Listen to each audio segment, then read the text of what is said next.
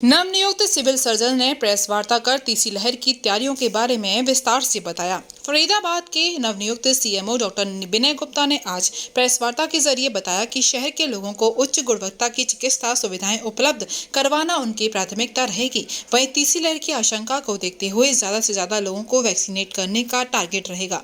उन्होंने बताया कि अब तक 12,34,000 से ज्यादा लोगों को वैक्सीनेट किया जा चुका है और अब इस गति को और तेजी से आगे बढ़ाया जाएगा ताकि ज्यादा से ज्यादा लोग सुरक्षित हो सकें। पत्रकारों से बातचीत करते हुए नवनियुक्त सीएमओ डॉक्टर विनय गुप्ता ने बताया कि वह पहले से ही जिला सिविल अस्पताल में सीनियर मेडिकल ऑफिसर के पद पर कार्य कर रहे थे और अब प्रमोट होकर यहीं पर सीएमओ के पद पर पहुंचे हैं और उन्हें यहाँ की तमाम समस्याएं और कमियों की जानकारी है जिसे जल्द ही दुरुस्त किया जाएगा। उन्होंने बताया कि प्रथम उनकी प्राथमिकता तेज गति से टीकाकरण करने की है ताकि तीसरी लहर से लोग सुरक्षित हो सकें। उन्होंने बताया कि अब तक 12,34,000 से ज्यादा लोगों को वैक्सीनेट किया जा चुका है, जिसके तहत 9,68,786 लोगों को पहली डोज दी जा चुकी है। वहीं 2,65,681 लोगों को दूसरी डोज दी जा चुकी है और अब हमारा टारगेट ज्यादा से ज्यादा लोगों को दूसरी डोज लगाने का रहेगा ताकि कंप्लीट वैक्सीनेशन हो सके। उन्होंने ये भी बताया कि अब तक जिले में 10,15,000 लोगों के टेस्ट किए जा चुके हैं, जिनमें से 99,000 पॉजिटिव पाए गए हैं और आज हमारा रिकवरी रेट 99.27% है और आज की तारीख में जिले में मात्र 14 लोग दाखिल हैं, जिनमें से 8 हॉस्पिटल में हैं और 6 आइसोलेट हैं, जबकि कोई भी मरीज वेंटिलेटर पर नहीं है। सीएमओ ने बताया कि तीसरी लहर को देखते हुए 100 बेड का कोविड हॉस्पिटल पहले से ही बन रहा है और अगले 20 से 25 दिन में ये बनकर तैयार हो जाएगा। वहीं एक नया ऑक्सीजन प्लांट भी बना रहा है, जिसमें प्रति मिनट 1,000 लीटर ऑक्सीजन तैयार होगी। वहीं टीकाकरण की गति को तेज करने के लिए हेडक्वार्टर को ज्यादा से ज्यादा वैक्सीनेशन भेजने के लिए लिखा गया है। सीएमओ ने बताया कि सिविल अस्पताल में 11 वेंटिलेटर उपलब्ध हैं, वहीं तमाम चिकित्सा सुविधाएं भी मौजूद हैं। वहीं उन्होंने कहा कि प्राइवेट हॉस्पिटल किसी किस्म की लूट खसोट न करे, अन्यथा उन पर कार्रवाई होगी। उन्होंने कहा कि सभी हॉस्पिटल में निर्धारित रेट की लिस्ट चश्मा करवाई जाएगी ताकि मरीजों को उचित कीमत पर इलाज उपलब्ध हो सके। फरीदाबाद से मनोज सूर्यवंशी की रिपोर्ट। सीएमओ साहब अभी पदभार संभाला है, क्या प्राथमिकताएं आपकी रहेंगी? मैं शुरू से काफ़ी टाइम से बीके अस्पताल में एज एसएमओ स्पेशलिस्ट की तरह कार्य करता रहा हूँ मेडिसिन की। सेकंड वेव के अंदर भी मैं ओवरऑल कोविड इंचार्ज रहा हूँ, तो मेरे को यहाँ की ज़्यादातर समस्याओं के बारे में पता है, जिन समस्याओं को मैं दूर करने की अपनी तरफ से कोशिश करूँगा। इस समय हमारी पहली प्रायोरिटी जो है वो थर्ड वेव जो संभावित है उसको कंट्रोल करना है। उसके लिए सबसे पहले तो हमने टीकाकरण के ऊपर बहुत ज़्यादा ध्यान देना है। जितना ज़्यादा टीकाकरण होगा उतनी ही धीरे और कम ये वेव आएगी और स्प्रेड इसका काफ़ी कम रहेगा।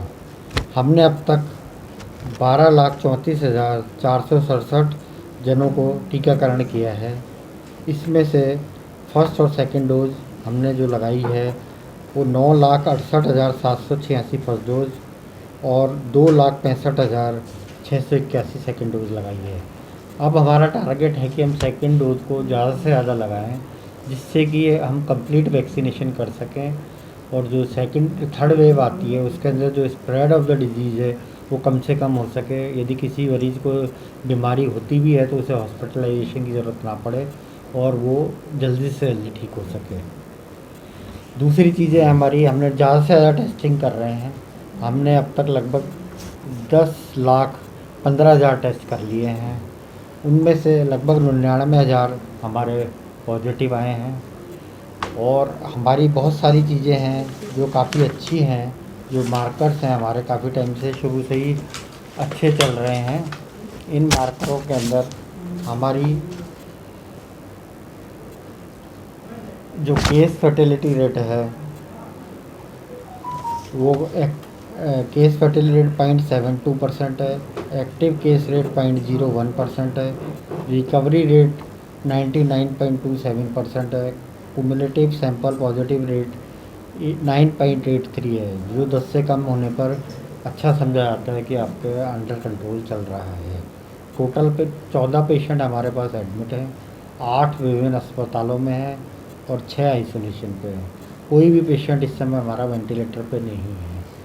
तो इस समय हमारा कोविड काफ़ी कंट्रोल चल रहा है और हम आशा करते हैं कि लोगों के सहयोग से उन सबसे ज़्यादा इम्पोर्टेंट चीज़ है लोगों ने सहयोग देना है, अपना अप्रोप्रिएट बिहेवियर निभाना है, कोविड अप्रोप्रिएट बिहेवियर, उसके अंदर मास्क लगाना है, 2 गज की दूरी बना के रखनी है और फ्रिक्वेंट हैंड वॉशिंग करनी है।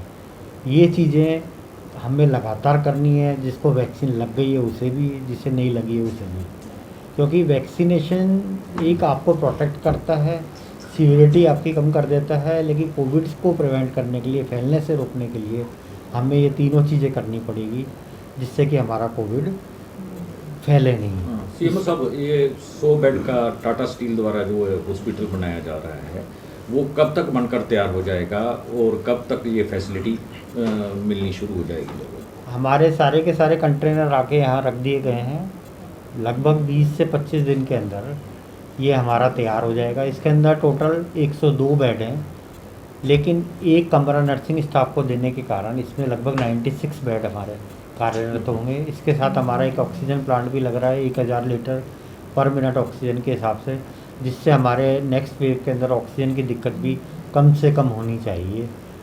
हम प्रे करते हैं कि हमारी थर्ड वेव कम से कम सीवियरिटी की आए, जिससे कि सब चीज़ें आसानी से कंट्रोल की जाए। सीएमओ साहब, अगर देखा जाए तो सेकंड वेव्स में काफ़ी लोगों की जान गई थी, लोगों ने अपनों को खोया, अपने आसपास के लोगों को खोया, तो अब उनमें इतना खौफ है कि लाइनें लगी हुई हैं वैक्सीनेशन के लिए। तो उससे निपटने के लिए वैक्सीनेशन मैक्सिमम आप यहाँ पर ला सके और लोगों को लग सके, तो उसके लिए क्या रणनीति तैयार की है? हमने हेडक्वार्टर से रिक्वेस्ट करके ज़्यादा से ज़्यादा वैक्सीन मंगाने के लिए कोशिश कर रहे हैं। हमारी जितनी भी वैक्सीन आएगी उसको प्रॉपरली डिस्ट्रीब्यूट करके सभी लोगों को जल्द से जल्द लगाने का हम प्रयासरत रहेंगे। बीके अस्पताल में हम पहले 2 सेंटर थे हमारे कोविड वैक्सीन लगाने के, हम उन्हें जल्दी बढ़ाने जा रहे हैं, वो 4 सेंटर हो जाएंगे, तो उससे हमारी भीड़ जो बीके अस्पताल में रहती है वो शायद थोड़ी कम हो जाए और लोगों को असुविधा जो थोड़ी सी हो रही है उससे वो बच सकें।